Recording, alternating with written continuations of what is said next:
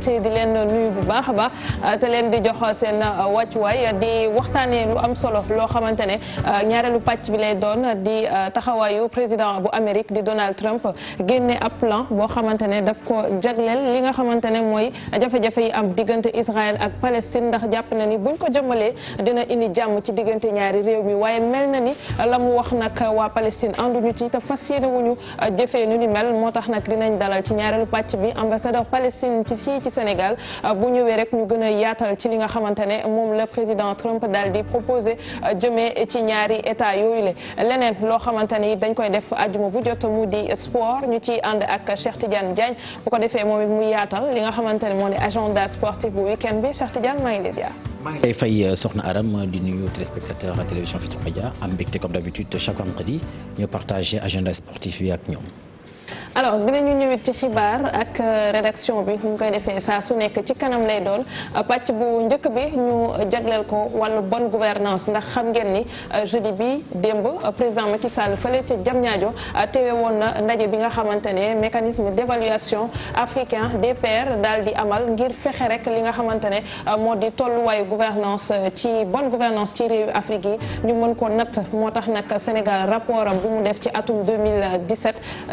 fësal nañ ko moo tax yëkkati nañ ci ay njàngat yu bëri yu ci am waaye it yëkkati nañ ci ay poñ yoo xamante ne jàpp nañ ni Sénégal war na ci def ay jéego du ñàkk ñu gën ko yaatal léegi ak suñu gan di professeur Babacar Gueye nekk président bu commission gouvernance bu mécanisme africain d'évaluation DPR ñu gën a yaatal rek ci li nga xamante ne junj naa ko léegi mu di wàllu bonne gouvernance ci Sénégal professeur dala jàmm ci plateau. jërëjëf. alors ñu njëkkee ci la ma doon wax léegi jeudi yéen a ngi woon ca Diamniadio ak président Macky Sall fës li nga xamante ne moo di rapport ci wàllu bonne gouvernance ci Sénégal bu atum 2017 waaye balaa ma ci yegsi man dama bëgg d'abord nga xamale ñu lan mooy mécanisme africain d'évaluation par les pairs. jërëjëf maa ngi leen di nuyu seen téléspectateurs yëpp. nuyu Sénégalais yëpp. mécanisme d'évaluation par les pairs benn mécanisme ba nga xam ne africains yi ñoo ko créé ñoo ko sanc mu doon mécanisme bu nga xam ne mécanisme pour africains yi la pour ñoom xam nga dañuy faral di am ay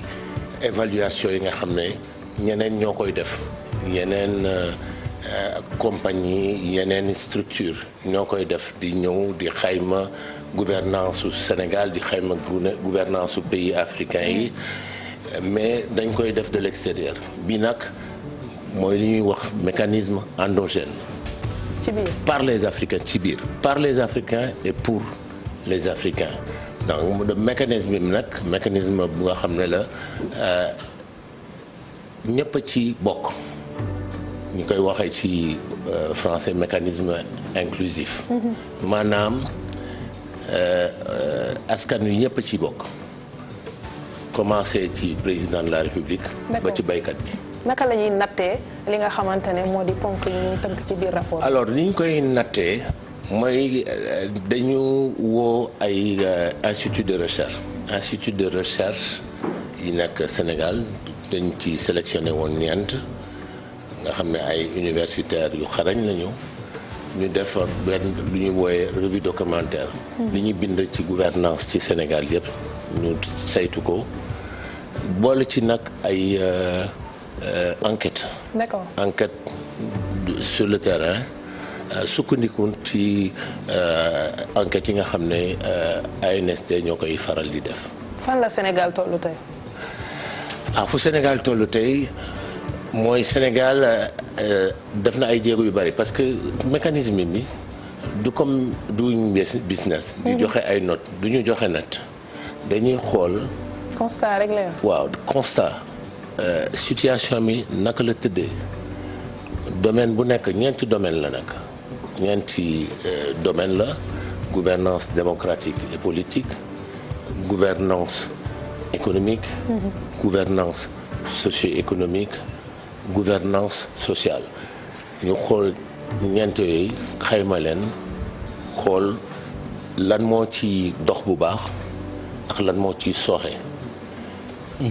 d'accord donc yaa ngi koy wax tout à l'heure donc dafa di mbir mi nga xamante ni c'est pour les Africains et fait par les Africains aussi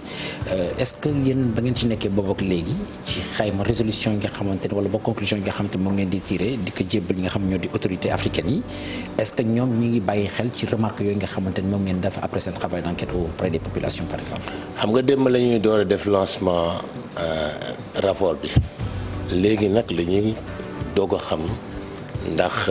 suñu autorités yi dinañu xool liñ leen digal. bi mooy premier rapport bi wala. bi mooy premier rapport bi okay. Rapport bi président Macky Sall présenté na ko fële défendre na ko fële ca Addis Abeba. 2017 boobu ba léegi nag affaire yi doxul nuñ ko buggee woon. ba tax na toog nañu ñetti at xam nga élection yi présidentielles yi am na fii instabilité ministérielle bi tamit am na fii ba tax na mënuñu woon def lancement bi démb la ñuy door a def lancement wu rapport bi c'est à partir de maintenant que la ñuy mën a commencer di mesurer tous les ñaari at yu nekk gën ngaa néew ñaari at yu nekk ñu mesurer ñu xool xayma situation gouvernance bi au Sénégal ndax def nañu ay jéego wala déet moom la ñuy tuddee rapport de progrès. chaque fois ñu xool yan progrès la ñu def. ndax lan moo des. waaw concrètement nattago ngeen di wax nan ngeen koy defee vous allez auprès des populations auprès des autorités wala pour mën a am exactement wala bokk yéen a ngeen di toog defar seen bopp maanaam seen xayma bopp exactement. non xam nga bi ñuy defee suñu xayma bi dañu natt situation bi ci domaine bu nekk parce que dañu am ay indicateurs. am xayma situation bi ci domaine bu nekk xool fan la ci Sénégal toll ndax mu ngi def ay jéego yu baax wala des na wala sooxe na lu bari wala des na ci noonu lañ koy nattee léegi nag fileex ñaari at dañ defaat beneen rapport li ñu defoon yëpp ñu delluwaat ci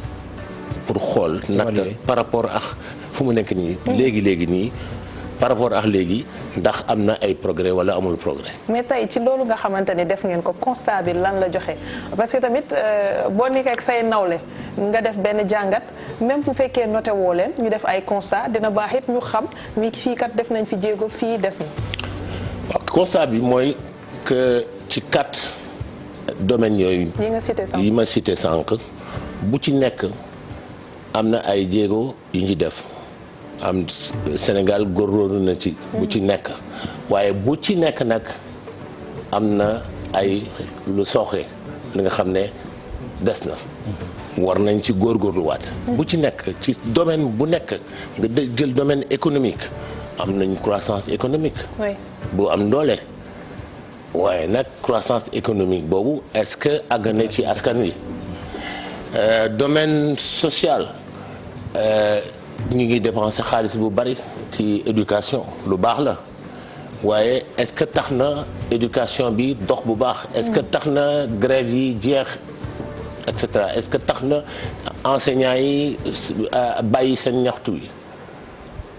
voilà domaine bu ci nekk bu dee domaine gouvernance démocratique tamit def nañ fi ñaari alternance pacifique waaye est-ce que tax na est-ce que desul dara est-ce que tax na ñu mën a wax ne Sénégal démocratie complètement achevée est-ce que Sénégal démocratie majeure la des na ñëpp xam nañ ne am na jéego yi nga xam ne war nañ ko defaat pour gën a doxal suñu démocratie bu ci nekk daal am na lu ci dox am na lu ci des. ci wàllu gouvernance locale bi lay ñëwaat parce que foofu dégg nañu président Macky Sall ci discours am it également lam ca leeral ne am na ay programmes yoo xamante ne ñu ngi koy def jëmee ko ci collectivités locales yi wala jëm ci communes yi moo xam PACASEN ak PNDL yi nga xamante ne def na ko ci yu mu jot a cité jëmee foofu mais mel na ni loolu jëloon leen ko en compte ci li nga xamante ne nii moo di rapport si jël nañ ko en compte parce que li ñu jëlu en compte mais dañuy am jafe-jafe. waaw wàllu ressource financière day nekk problème. waaw alors que moom nee na def nañu ay jéego jëm ci fànn boobu donc jàpp na ni loolu dugaluñ ko si. waaw wax na dëgg loolu dugaluñ ko ci rapport bi parce que rapport bi li mu jàpp mooy les fonds qui sont transférés. fonds yi nga xam ne transféré nañ ko officiellement mu jóge ci état bi dem ci collectivité locale waaye am na yeneen fonds yi nga xam ne dañu intervenir indirectement dañu am impact indirectement ci collectivité locale yi te jëluñu ko en considération loolu moom wax na dëgg. voilà man professeur xëy na sax li ma bëggoon xam mooy kuy dem bay natt maanaam ay état ñàkkul ni dafa demander ay moyens tey jii yéen seen moyen fan lay jógee est-ce que c'est une autonomie financière bi nga xamante ne amal ngeen ko ci seen bopp par rapport à des financements qui arrivent d'ailleurs wala ça vient des maanaam du public te bu ma nee du public aussi bu fekkente ne public day génnee xaalisam li nga jox aussi est-ce que natt bi dana yomb avec ngeen mën ko def avec objectivité par exemple. waaw natt bi lu tax ñu ma mën la wax ne def nañ ko ak objectivité dafa fekk suñu commission bi ñi ko composé essentiellement ñu ngi jógee société civile tàmbale ko ci man 90% yëpp ci société civile la ñuy jógee te ñi ko seq yëpp ci élection la ñu jotee seen pouvoir donc du ay nomination du président moo xëy rek tànn ñu ko neex mu nommé leen déedéet dañuy def assemblée générale bu yaatu nga xam ne société civile baa nga fa woon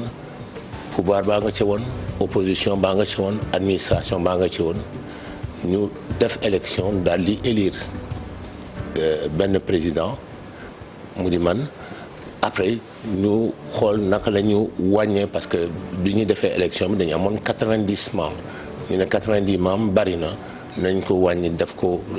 benn xaaj def ko ñetti xaaj bu ko defee commission bi benn xaaj bi rek lay doon mais boo jëlee commission bi ñi ci gën a bari ci société civile bi la ñu bokk léegi nag est-ce que am nañu autonomie financière déedéet mën naa la wax tout de suite amuñu autonomie financière loolu ci li nga xam ne moom la ñu ñaxtu loolu ci la bokk ñu am autonomie financière bu ko defee ñu gën a mën a liggéey liggéey bu gën a mucc ayib. mais xaalis boobu ci pouvoir public la war a jógee. xaalis bi ci pouvoir public la jógee. daanaka am nañu budget. mais du budget autonome suñu budget dañ ko dugal fi mu nekk nii ci ministère de la justice budget ministère de la justice am nañu budget. nga xam ne foofu bu ñu soxlaa dala dañu laaj ñu financer ñu suñu activité mais li ñu doon gën mooy ñu am une réelle autonomie ba nga xam ne saa ñu buggee def benn activité rek def ko te duñu jaaree ci autorité financière ou ministère de la justice. Okay. alors ci lu yàggul dara gis nañu ni Forum Civil fësal na rapport bu Transparency International ci indice perception de la corruption wax Sénégal fu mu ci toll ci 100 pays te gis ne boobu ba léegi 2016 ak léegi 45e place boobu jóge wuñ fa ci li ngeen def yéen constat lan ngeen gis ci fànn boobu est-ce que ci wàllum xeexum corruption Sénégal def na ci ay jéego wala des na. des na wax dëgg yàlla des na am na ay jéego yu ñuy def par exemple Sénégal adhéré na ci ITIE. loolu rafetlu nañ ko. léegi ñii organe de régulation bi nga xam ne moom la ñu taxawal ci wàllu ressources minérales yi ressources pétrolières yi. yaatal nañ ko boole nañ ci société civile bi dootul rek élément de l'administration ñee ci bokk. waaye société civile yaatal nañ ko loolu tamit mën nañ ko rafetlu. waaye des na ay jéego yu bari corruption baa ngi fi ba léegi inefficacité administration bi ak suñu administration amul efficacité y a beaucoup de bari na ay pesanteur bari na ay lourdeur yooyu yëpp dañ ci war a jóg liggéey ci bu baax war nañ ci ko góorgóorlu encore. à part administration bi yan secteur ngeen gis ne moom la corruption bi la. écoutez ñun rapport bi deful comme rapport transparency ba nga xam ne dafay jël ay secteur di xool corruption bi rapport bi dafa xool globalement fan la corruption bi tollu yan difficulté la ñu am ndax corruption bi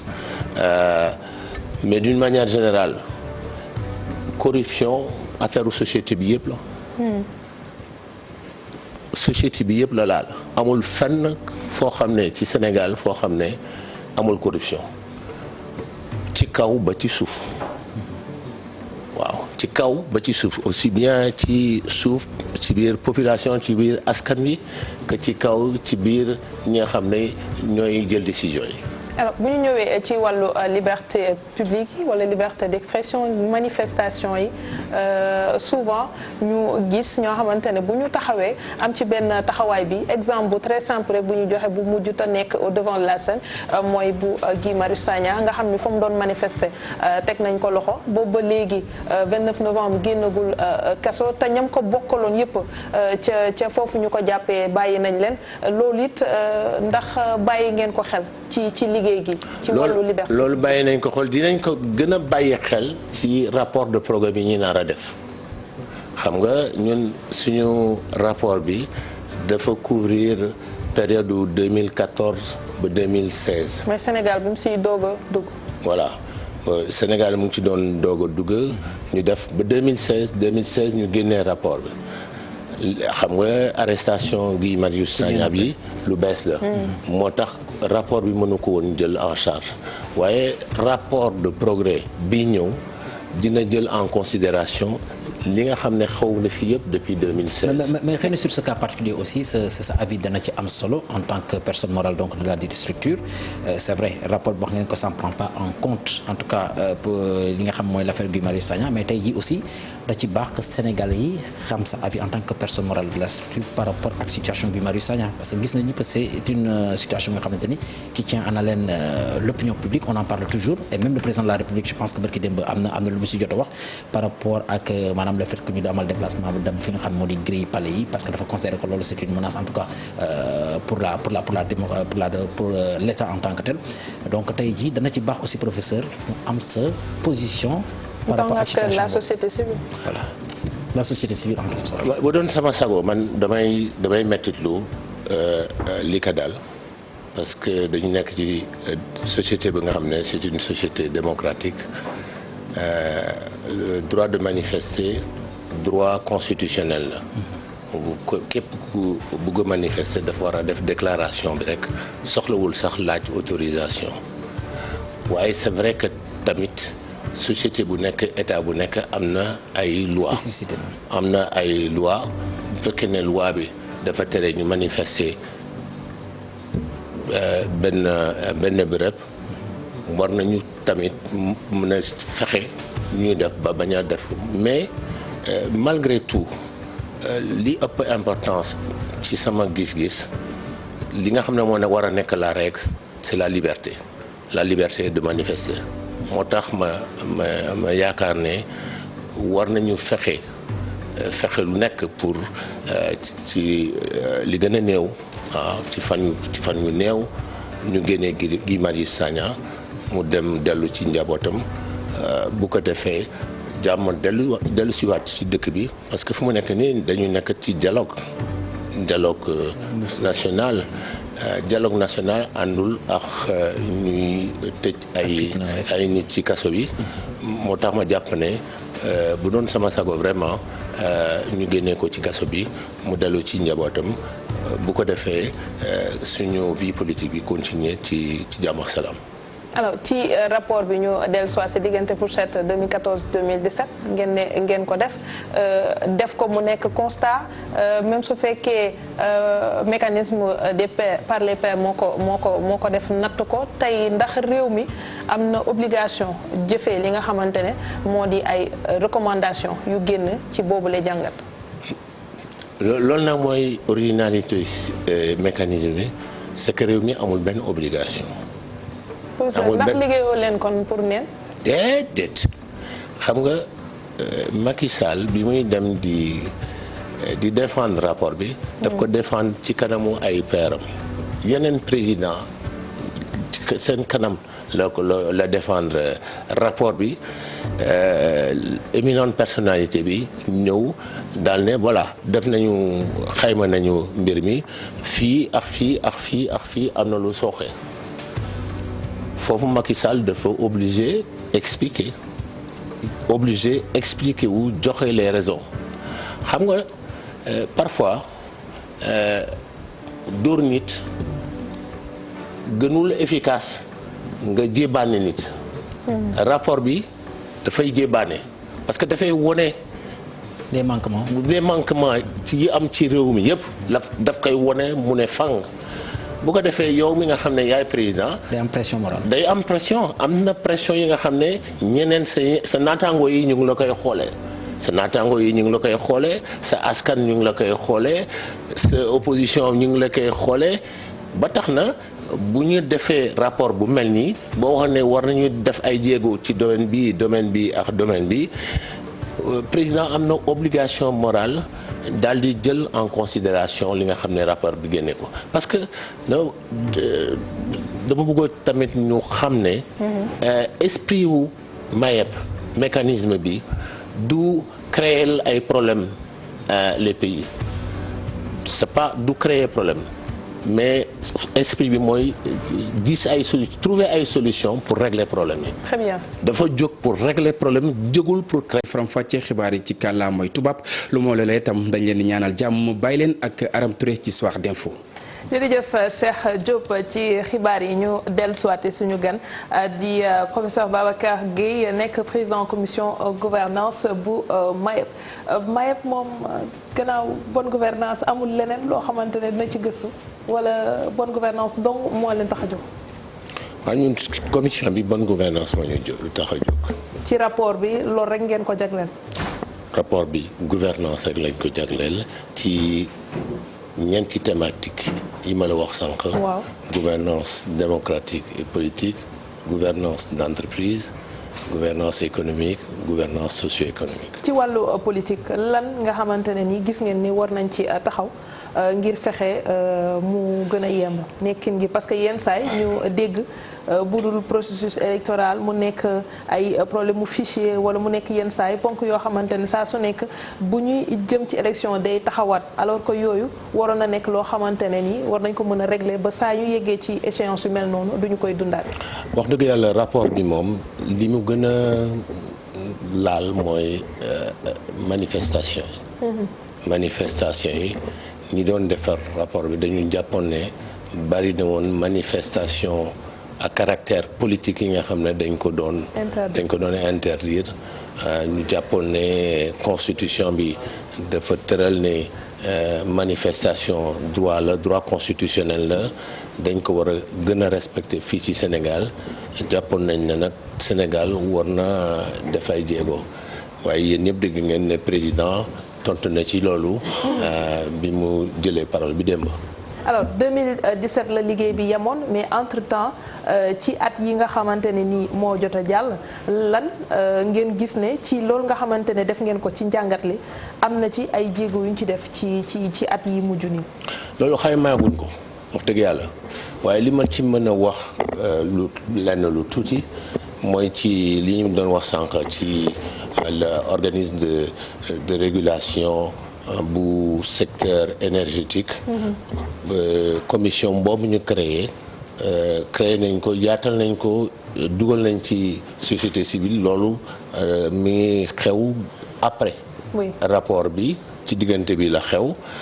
jàpp nañ ne loolu lu baax la c'est un bon pas ci wàllu bonne gouvernance war nañ mën a gën a góorgóorlu pour mesure yu mel noonu ñu gën ko yaxanal. Merci beaucoup professeur Babacar Gueye, le président de la commission bonne gouvernance ou gouvernance je dois dire du MAEP, le mécanisme africain